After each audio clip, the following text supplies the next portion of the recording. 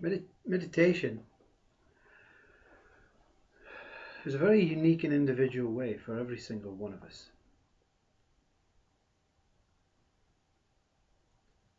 I found practices of meditation many, many years ago as worthy for the sense of it can help you compare. All this guided meditation taking you to waterfalls, beaches, all mind-based journeys, you see. Taking mind to another journey, you see.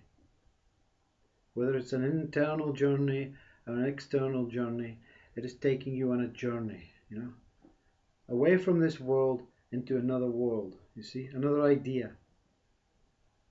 So I found it very valuable when I found the true meditative way, which is of course when mind is not present. Now, it is very easily seen now that mind is not permanently appearing. It is not permanently appearing.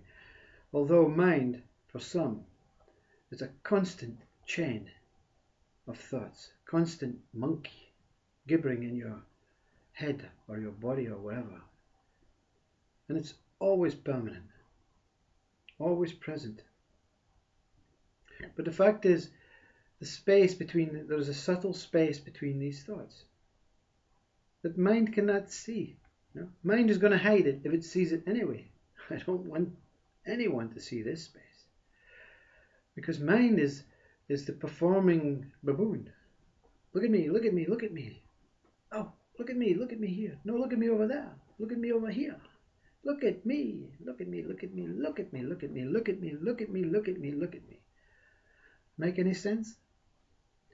So the space between the thoughts is so fast from mind, especially ego mind. No, I don't want any space, you see. I don't want any intervals. We don't want any advertisements in the movie where they can get away. I don't want them to get away. I want them to remain here because I am appearing for them. I am appearing for it. But there is a space between the thoughts. And meditation is the opening for this space. And it's like anything else. When you want to see something clearly, okay, 100 meters hurdle final is on. And there are these top fast athletes. And the gun goes, and within 9, 10, 11 seconds, over. Great, great. But then we have the replay. Slow it down. That's why he didn't win. He hit the hurdle with his knee.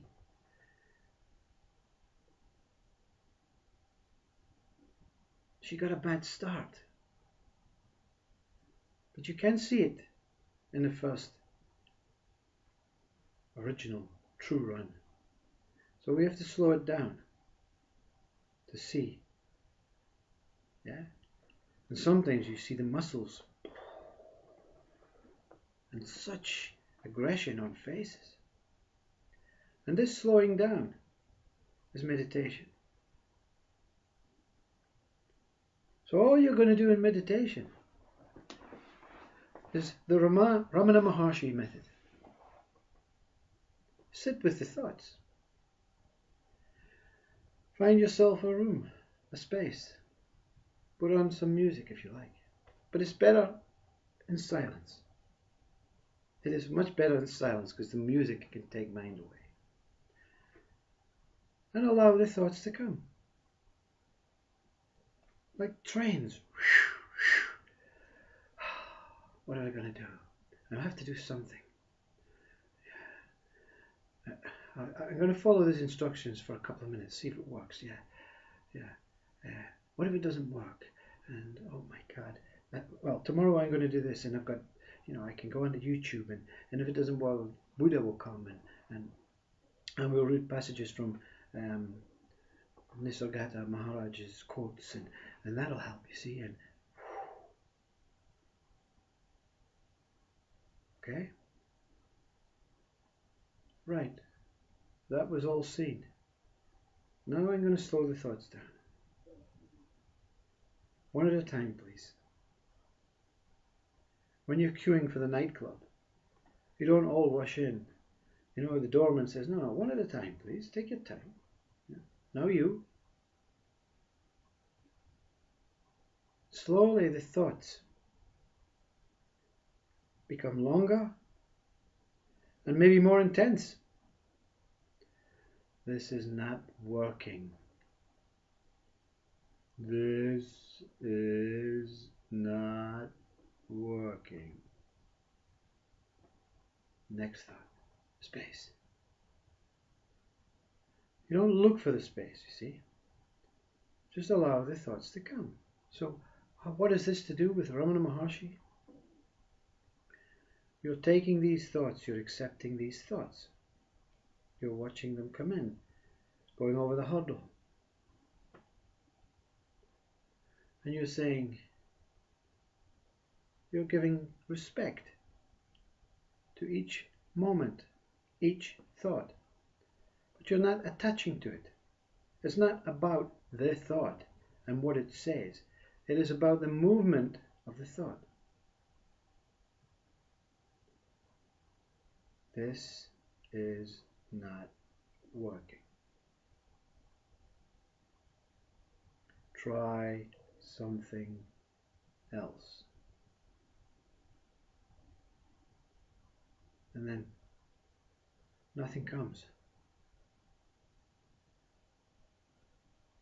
You have accepted the thought. They have graciously came in, and they have graciously left. And their appreciation for you paying them some respect and allowing them to pass through you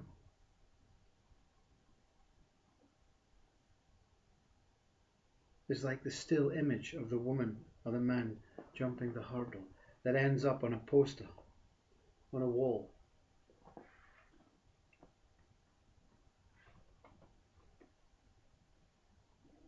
No movement.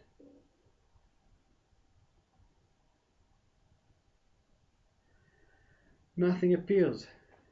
The space appears. Ramana Maharshi said, I'm not this. You see? But there's no words came from his mouth. His soul, his being, his Satguru said, welcome, thought. Come. Come.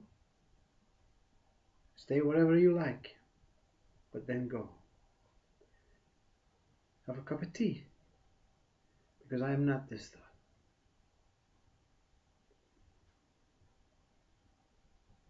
The thoughts get longer, but the gap gets longer also.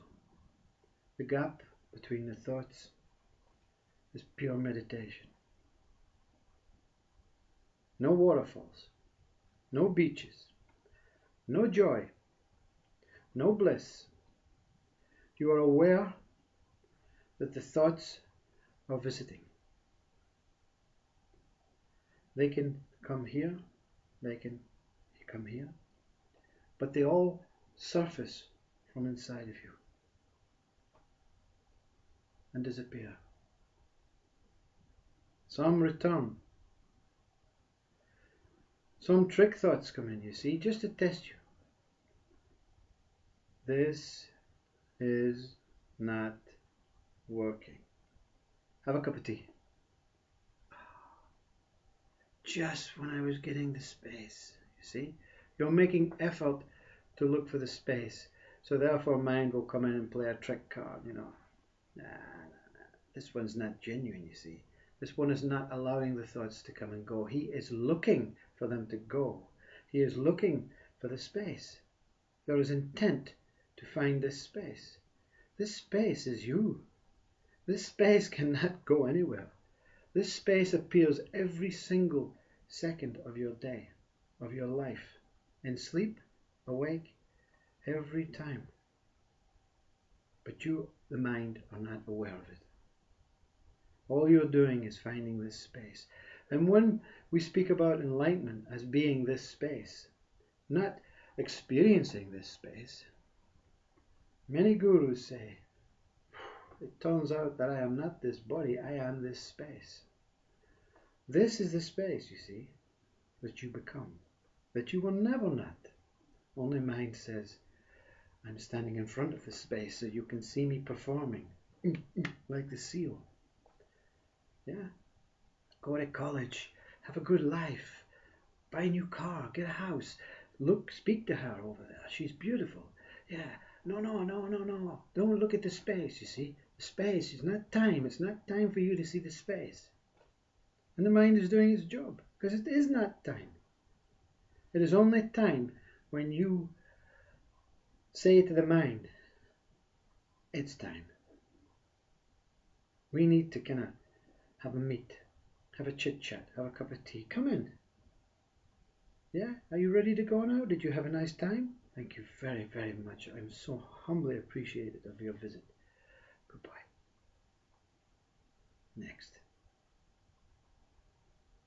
It's not easy, you see, to the monkey mind.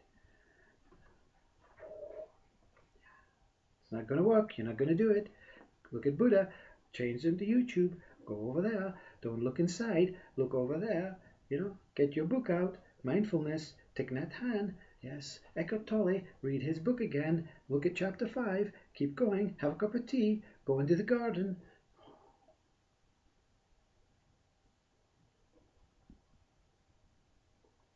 Thank you.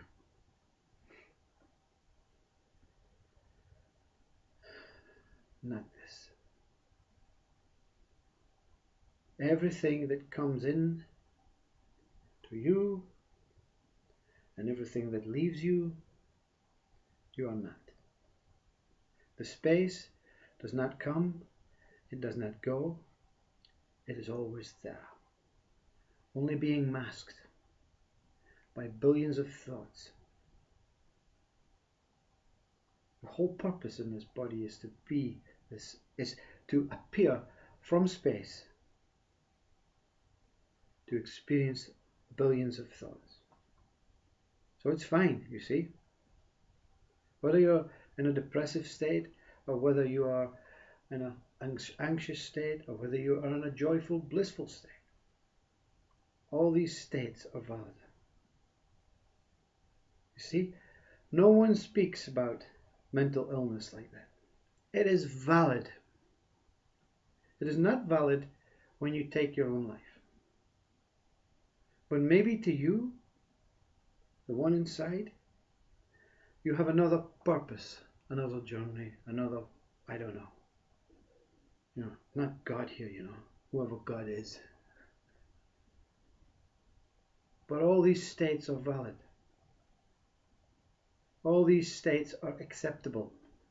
All these states are necessary for your growth, for your learning, for your whatever your purpose is, whatever you see yourself as. So when someone says, I'm mentally ill, I say, very good, very good.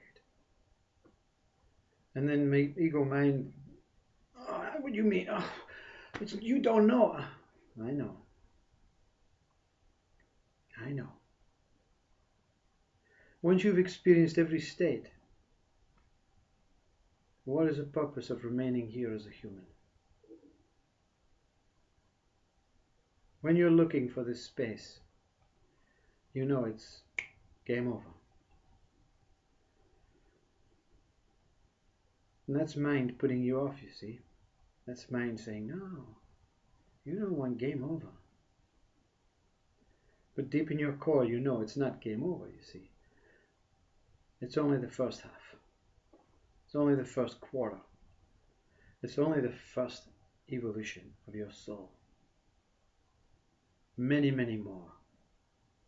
More heightened, enlightened versions of consciousness for you to appear as. Maybe a God. Maybe an angel. Maybe a soul. maybe an alien, maybe a maggot. When you have no fear of what you may become, you know game over.